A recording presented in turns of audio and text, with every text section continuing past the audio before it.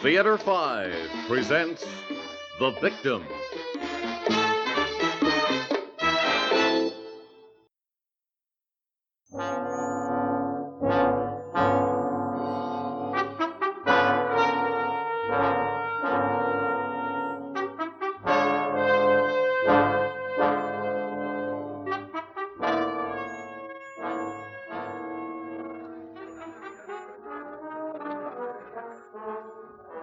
I didn't see the crowd at first. It was halfway up the street, a dark street, and I was looking the other way for a cab. I usually take a cab home from the subway at night because, well, even though it's only 3 blocks, I've always been anxious about them. When I saw the crowd, the police cars, I hesitated. Not sure I wanted to know what had happened, but I finally went over. I wouldn't go any closer if I were you, miss. What? I said I don't think I'd go any closer. It's not pretty. Oh, what was it, an accident? No, a mugging. She was killed. Did you say killed? Yes. That's why I don't know why they call them muggings. It seems to me that they're... All right, now break it up. Come on, get moving. Let that ambulance through. Did you hear me? I said get moving. There's nothing more to see. Come on. Go. You all right, miss? You look... I guess I am a little shook up. I mean, you know about these things, know that they happen, but when you actually... Yes. Do you live far from here? Just a few blocks over toward the park. Would you like me to see you home? That's awfully nice of you, but Oh, I wouldn't suggest it, except that you do look quite upset. Or perhaps you'd like me to get you a cab. with all the police around, I don't think that's necessary. Especially if...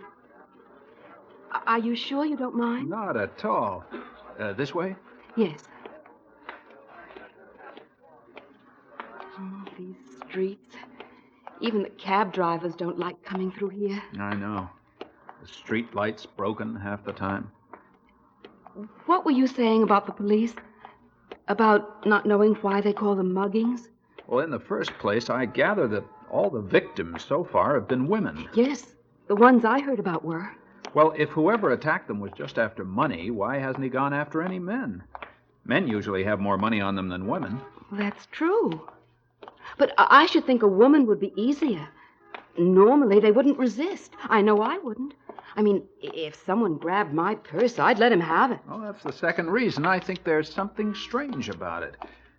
Why should it have been necessary to kill them? You mean you think... Well, even though money was taken, I don't think that's why women were attacked. I think they were attacked because they were women. But that makes it even more frightening. I mean, well, it was bad enough before just knowing about the incidents, but... Oh, don't the police have any leads at all? I don't know. I'm sure they're working on it and that they've brought more men into the district, but... is this where you live? Yes. Oh, I'm glad it's a house with a doorman. I worry about women who live in places where there's no protection. Oh, it would worry me terribly. Thank you very much for walking me home, Mr... Borden. Well, good night. I waited till he was around the corner. Then I went back to where I really live, 3 houses away. Well, I did run into him again, a number of times, at the newsstand, at the supermarket, and then the dry cleaners. He was very nice. Walked me home a few times. Then one evening, when I was leaving the neighborhood movie theater, he again walked me home. And since the films had been old horror pictures, it was especially pleasant. What did you think of the film, Stars? Well, of course, I've seen them before, several times. I like them. What about you? Well, I've seen them before, too, and actually, I don't know why I went again. Because I find them quite disturbing. Scary, you mean? No one could take them that seriously. I think what I object to is the point of view. The exploitation of violence for its own sake. Oh, I suppose there is something wrong with that. On the other hand, I think we all like being scared, just a little bit at least. And I'd rather be scared by a vampire or a living mummy in a film than by our friend the mugger.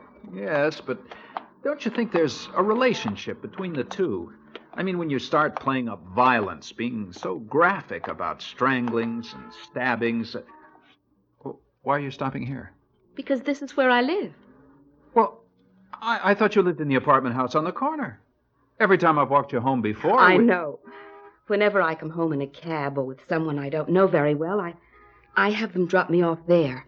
And the doorman walks me back here, sees me in safely. Oh, I see. Well, that's very sensible of you. As I told you, I worry about women who live in brownstones like this without any protection. But you certainly seem able to take care of yourself. I try to. Well, it was very pleasant running into you again. I always enjoy talking to you. I enjoy it, too. Would you like to come in for a few minutes? Have some coffee? Well, that's a very nice idea, but are you sure it's not too late? Oh, quite sure. After all, tomorrow's Saturday. Well, in that case, thank you. I'd like that very much.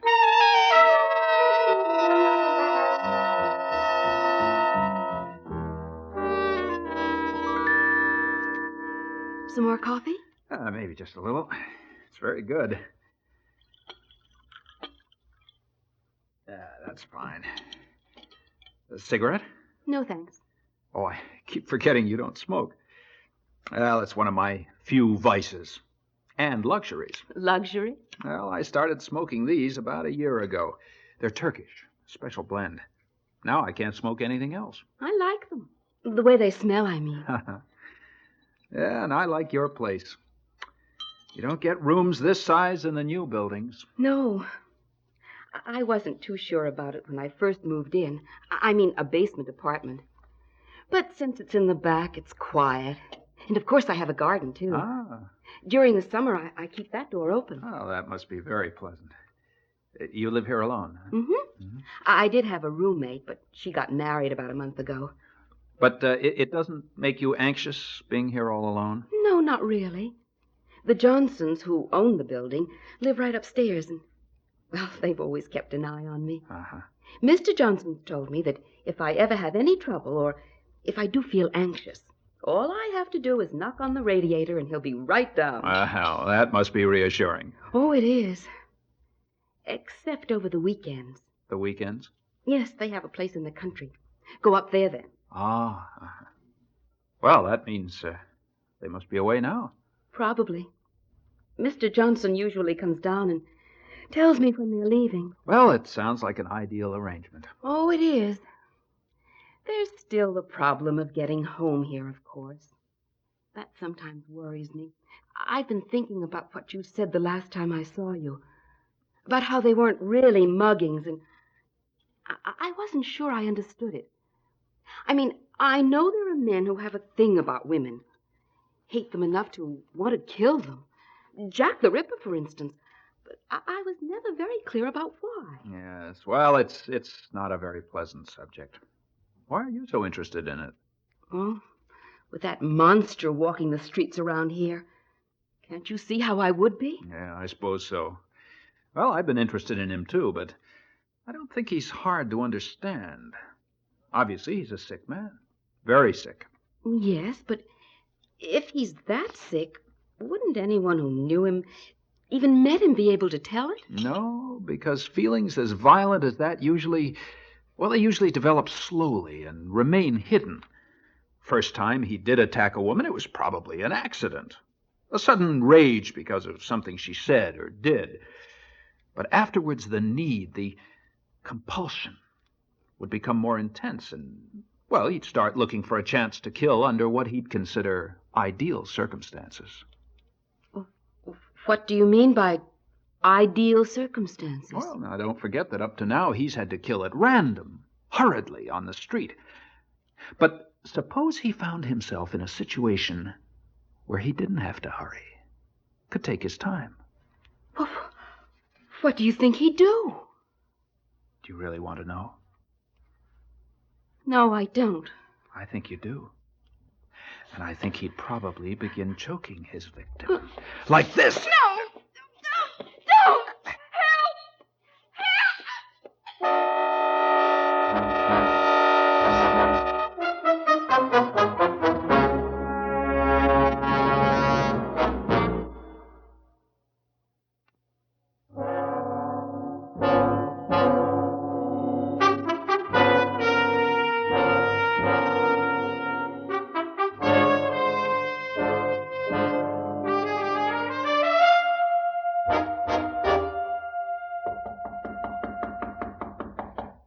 knocking must have helped bring me to, because it was the first thing I remembered hearing. I opened my eyes. I was lying on the couch, and I was alone. He was gone. Then, when the knocking came again... Who is it?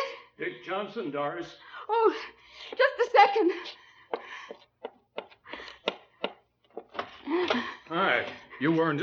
Doris, what's wrong? A man. There was a man here. A man? He tried to choke me, kill me. Well, come on over here and sit down.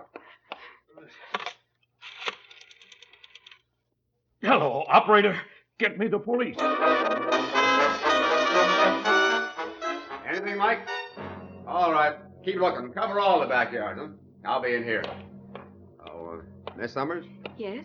I'm Conroy, 22nd Precinct. Who's this? My name's Johnson. I own this building. I live upstairs. Oh, yes, you put in the call. Well, now, will you tell me exactly what happened, Miss Summers? I'll try.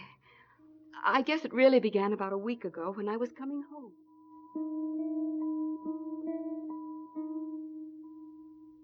His name was Borden, huh? That's what he said.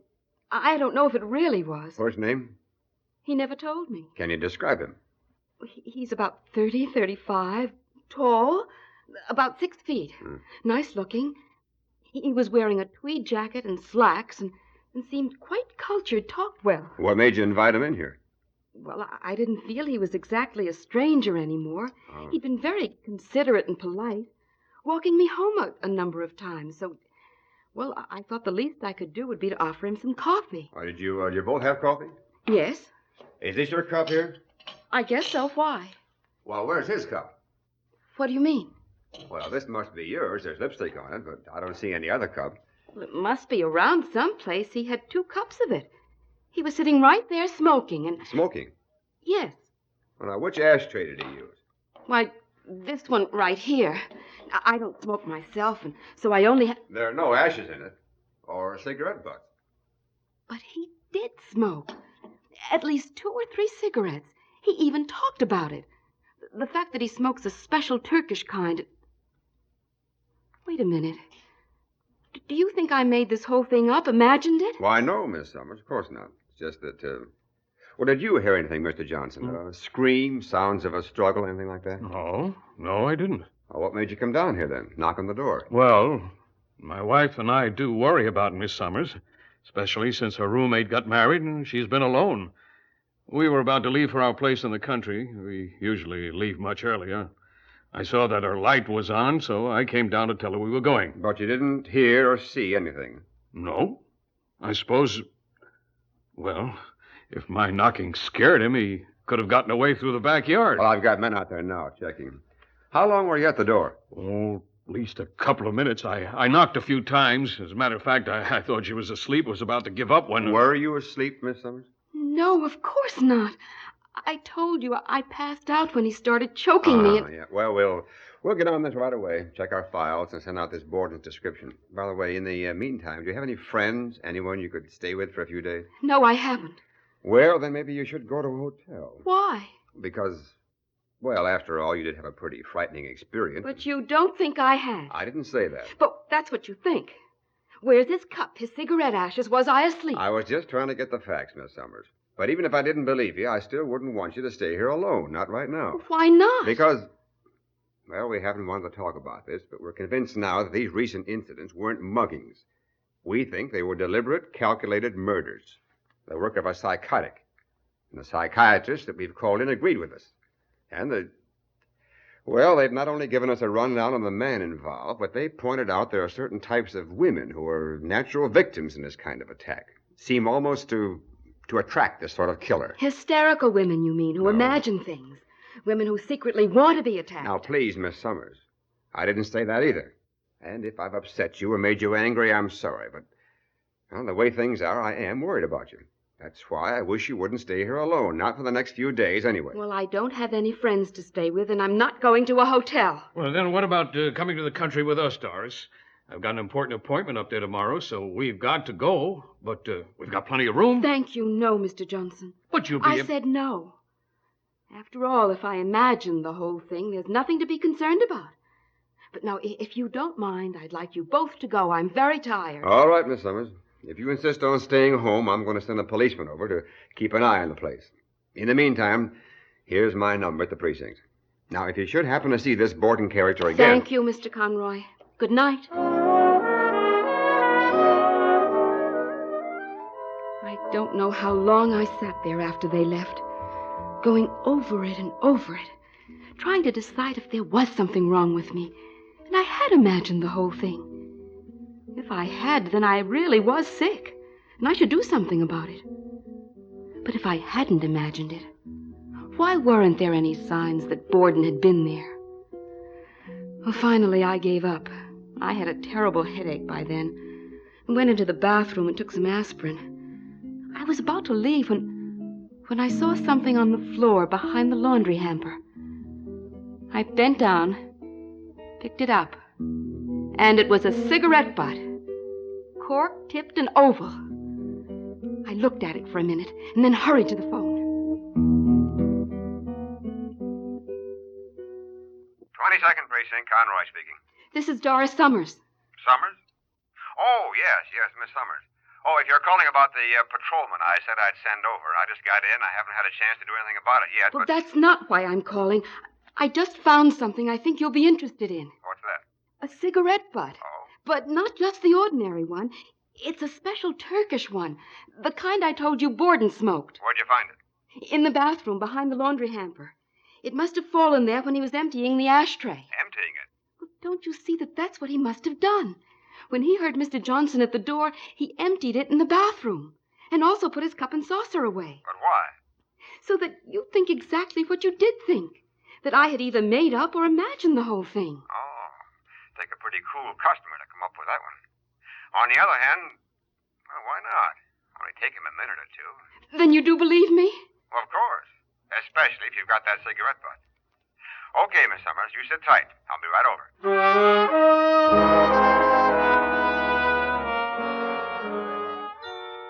I put down the phone, and suddenly I was terrified. I'm not sure why. After all, it was all over now. Conroy did believe me, and he'd be here in a few minutes. See that I was protected until they did catch Borden. But was that why I was so frightened?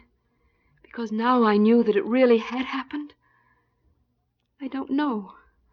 I just knew that I stood there shaking like a leaf and watching the clock, wishing he'd hurry. And then... Is that you, Mr. Conroy? Yes. Just a second. Oh, thank heaven you're here. I was beginning to... You! Yes, Miss Summers. What do you want? Why did you come back? Because in your own strange way, I think you wanted me to. You're mad. I suppose I am. Do you mind if I close this door? Keep away from me. The Johnsons are upstairs, and if I scream, they'll... Won't make any difference, because they're not upstairs. They just left. I waited outside until they did. The police are coming. I just called them, and they'll be here any minute. I don't believe you. You're just saying that. It's true. I found one of your cigarette butts in the bathroom. I wish you hadn't done that. Called them. Because now it'll be like all the other times. What do you mean? I mean, I'll have to hurry! Miss Summers! Miss Summers! There's a Conroy!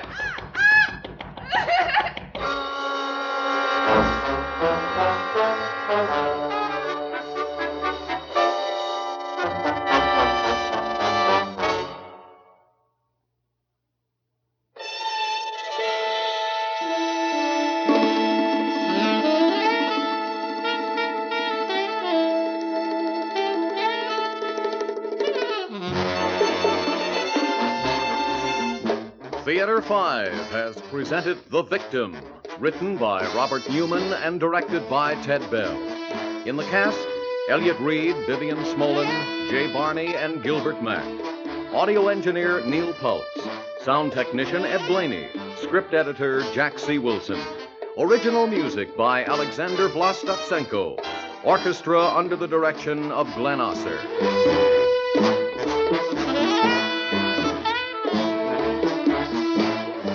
Executive producer for Theater 5, Ted Bell. We invite your comments. Write to Theater 5, New York 23, New York.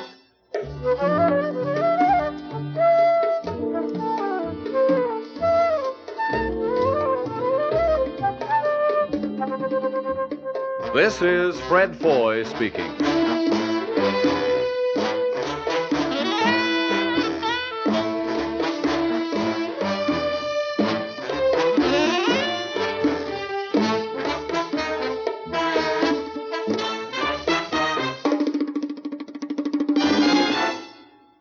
This has been an ABC Radio Network production.